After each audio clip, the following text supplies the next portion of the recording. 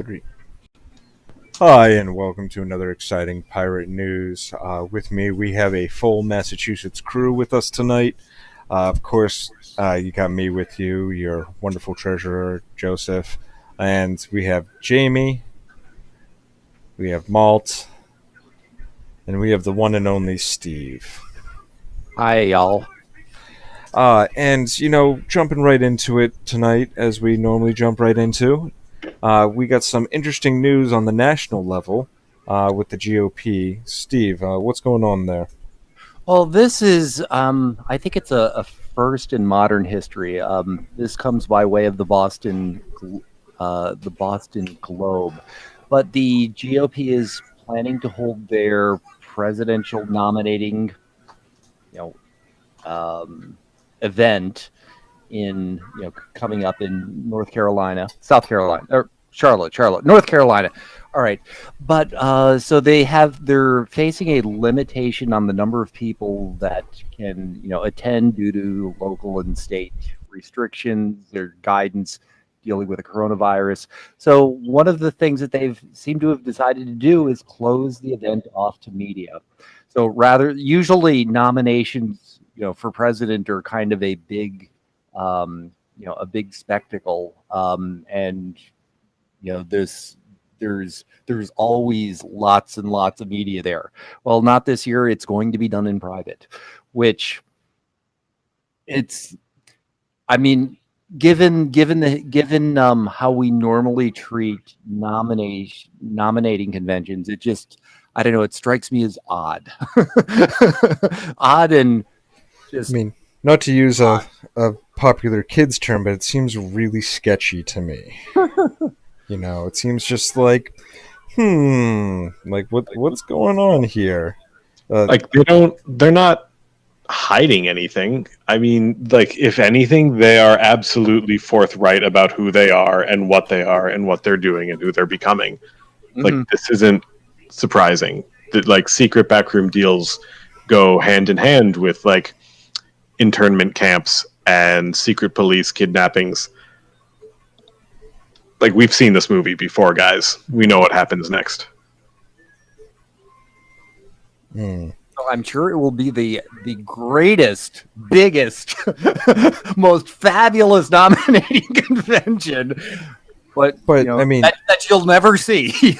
but here's the thing: like, don't they have certain media, like Fox News and like Bart Right and all the right GOP loving side? What I wouldn't understand, why wouldn't they rep it up on their side? Well, I think Trump has not entirely been too happy with Fox News during the last couple of months. I mean, Fox has reported polls that show the president, not doing so well, and he's kind of unhappy about it. But Right. on the other hand, I could totally see Alex Jones being there. God, scouting for a policy position, probably. I mean, So, like the thing about Fox News is that they are more of a loyal opposition than the Democrats are by a country mile, and I think they probably upset him more than the Democrats do. That Fox News. So, hi Tim. It's spay and neuter your pets, folks. It's not like they have to worry about interruptions. Bye, Tim. It's not like they necessarily have to worry about like keeping Trump happy. Trump, they know the relationship that they have. Like they know that their fate is tied to Trump, and Trump knows that his fate is tied to OAN and Fox News. So, I mean, it could be a flex. Like he, speaking of flexes, Hi, Tim. Didn't they get rid of? Isn't it supposed to be a virtual convention? Well, if they're talking about, health board, like local and state health regulations on the number of people that could gather together, that doesn't sound like a virtual convention to me. well, at least in some good news, at least we're still staying active. I understand we just released a statement. I believe it was your statement, Malt. oh yeah, it was a real finger wagger. Let me tell you guys. So the basic gist is that the policing tactics we have seen deployed in Seattle and Portland and Chicago and New York City are taken directly from Customs and Border Patrol playbook. Like the war America has been waging against its racialized population has come to. Hey Joe, do you maybe want to mute your microphone? I apologize about that. That was my little guy who is now jumping up on my keyboard. Sorry about that, guys. So, God, where even was I? The war America has been waging against its racialized population has come home to roost against an affluent white city, and this is the part that shocks the media the most. The things that the police have been doing haven't exactly been an order of magnitude worse than how they always treat the aid groups that work along the southern border. You know, slashing water, poisoning Yeah, you are supplies. It's the same thing. And Recently, mass arrests. Oh god, mass arrests, secret arrests, disappearances. Like No, that was enough, Daddy. targeted assassinations of black political activists. Would be absolutely shocked if there was no one in law enforcement involved in that, even if it's just leaking files to known violent psychopaths. It's so bad I forgot what the fuck I was talking about. So if we want to stop Operation Legend from becoming the norm in every city, we have to start recognizing race. It's something that a lot of ex-Bernie supporters like myself have not been good on in the past, but we as affluent whites are not going to be safe until everyone in the country is exempt from this kind of policing. Well, we have to end racism. Well, I mean, one of the things that sort of drove home to me the point about how racially entrenched our political system is spending the last couple of months, like the latest thing I've been really interested in for the last 2 years or so has been housing, and reading about housing policy during the 20th century. And I mean, it was so discriminatory that you would hope that it would be criminal, but the thing is, it wasn't. And with it's, and here I had been going through life going happily along, not realizing that, hey, none of it, without realizing that this was happening, and that it's been going on for the better part of 100 years. So that is a systemic, or longer.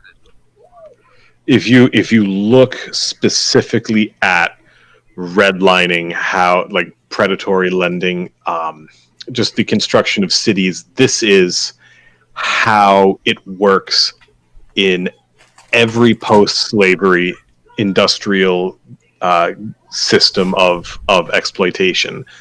It's that when something is centralized in a government, it's easy to attack and reform. So it's broken out into subsystems of oppression, which are then privatized. So instead of slavery, we have prison labor. That's like more direct. So instead of having a racially segregated society, we have a society that's segregated based on housing. And housing here is equivalent to wealth. And here we've made the equivalency where race is also equivalent to wealth. So make sure you chew it up good. You know, that's one of the reasons why the left can get so hung up on economics and be so wrong about race, is that like it almost gets taken for granted as being something interchangeable. Mm-hmm. But yeah, it's bad. Mm-hmm. I mean, that really brings us into the last thing I really want to talk about tonight, which is the rent is coming due. And I'm just going to open this up to the entire floor. August 2nd, man. August 2nd. And yeah, so, like, there's going to be a lot of people really hurting. I mean, I heard there was a moratorium on that. In Massachusetts, it's until October 17th per executive order by Governor Baker. But nationwide, I mean, we don't even know if the moratorium is going to last until then, or if it's going to be able to get extended as far as it needs to be extended, because there's a legal challenge, 2 legal challenges, one federal, one specific to the state, started by 2 landlords who suck. I'm into that. I mean, what happened? So they argue that the inability to evict people is they're being coerced into providing free housing, which, like, boo fucking who? That's what you fucking get for treating someone's right to live as an income stream. You know, like, sometimes it's an investment where you always gain, and appreciate in value, which exists nowhere fucking else on Earth, nowhere fucking else in economics. And In London. Well, until recently. yeah, it's just these. It's a basic unit of empathy and, like, mutual understanding that we are all pushed to the absolute maximum human limit for how much bullshit any one person can stand. And these 2 assholes have decided that, they need to make people homeless. Because the moratorium is not just on paying rent, but it's also on paying your mortgage. And unless these folks own them free and clear, they're good. And if they own them free and clear, profits, I suppose, but at the same time, they're not going to be foreclosed on. That goes on until October 17th as well if you don't pay. Yeah, I think, like, in this instance, if you are benefiting from a moratorium on a mortgage and you still want to make someone homeless, you don't get to be in society anymore. Yeah. Like, we're going to find one of the last icebergs we've still got, and that's where you live now. Make them walk the plank. No, I mean, this is one of those cases, I think, where it really calls for trickle up economics. The best thing that we could do for people right now is give them money so that they can pay their rent, so that their landlords get paid, so that the landlords can pay their bills, so that folks can keep food on the table, keep the lights on, keep the gas on, and just continue to keep a roof over their head and have the security of having a roof over your head. I mean, the rental market is not going in Boston's going for a property owner. It's not going to be that great this fall because we got a lot of Boston is a small, in the words of Spinal Tap, Boston is just a small college town. And, with the number of universities not having classes in person, I mean, Boston rents are dropping up to 20% this fall, and some landlords I understand are even giving incentives for a free month, if you'll rent a place.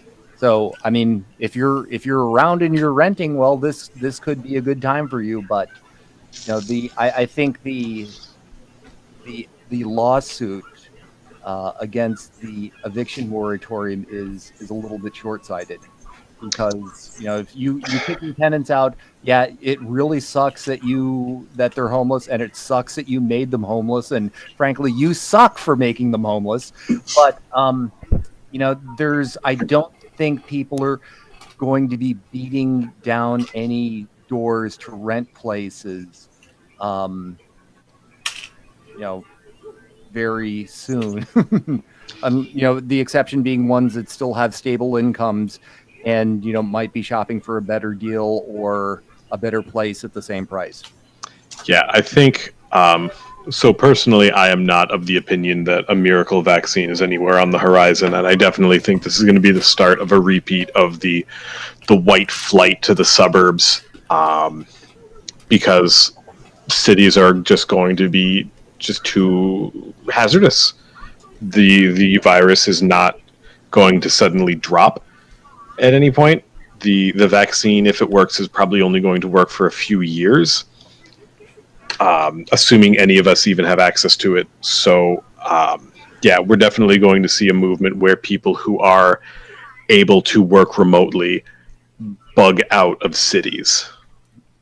I don't see. I'm skeptical about the city argument. There was a piece by Connor Doherty in the New York Times a couple of days ago, and what he was looking at were cities or places where, because the housing was so expensive, you had like 3 families stacked up into a single apartment.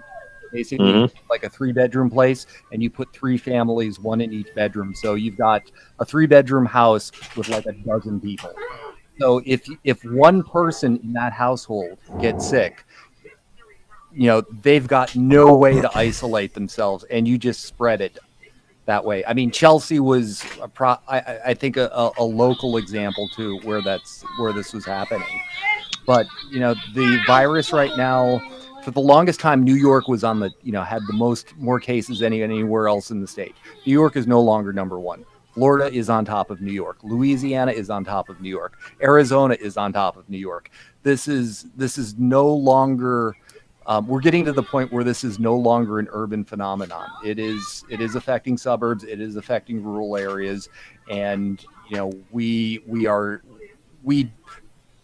not anywhere near seeing the light at the end of the tunnel, at least as far as I can tell. I'm looking at the movement out of Silicon Valley and into surrounding areas like Lake Tahoe, and that's I think that's what we're going to see. Well, I mean, I'm not talking about like the people living, 3 families to a single house. I'm talking to like the accidental Nazi tech accelerationist who works for Google and programs utterly useless mobile UIs. Like the people who might even just leave America wholesale. The Bahamas is offering a year visa for folks that are working remotely. I know Canada is looking to snatch up a whole bunch of people too. They're offering all sorts of programs for Canada, but one of the things that was really, really interesting is the rural areas are getting absolutely decimated now by this virus. So, I mean, there's no real safe spot to go as far as this virus is concerned. It's everywhere. I'm sure, but if you have a backyard and enough money to buy supplies to last you, you're going to do so in a place where you can have a backyard. No. Yeah, I mean, Airbnb seems to be failing. So, I mean, that's Good. a lot more rental units that'll be on them, that'll be available. So I'm curious to see what happens in terms of the rents go down, and then people aren't going to be able to pay mortgages. Are we going to see more hedge funds buying up property? Are we going to, what's going to happen to, there's a lot of people who still have a lot of their income tied up in real estate, and that could very well go down, which it should, because it's overpriced, certainly in Massachusetts. I mean, they're probably going to get bailouts. Well, there's I don't know, in terms of just like what happens with real estate, I sort of picture sort of 2 basic paths. Folks who have the knowledge economy workers who are still working. They tend to have a little bit more college education than the general workforce, and they make enough to own homes. They make own enough to own homes in Metro Boston prices, and they're still working, they're going to be okay. The people who have lost time, lost hours, lost paychecks, and who don't have enough to own a piece of property, i.e., renters, are I think they're in serious trouble of getting royally screwed. And yeah, Like the last time we saw a wave of homelessness, we saw it hit the city's hardest. And like at a certain point, your information worker views homelessness as like an existential threat to themselves. And with that, that's all the time we have for today. Gentlemen, thank you for another really exciting conversation this evening. All you out there, definitely share this video, like and subscribe, because that feeds the algorithm and spreads the word. So we all appreciate and love you. And my little baby pirate supports us all the way as well. Gentlemen, thank you. Take care.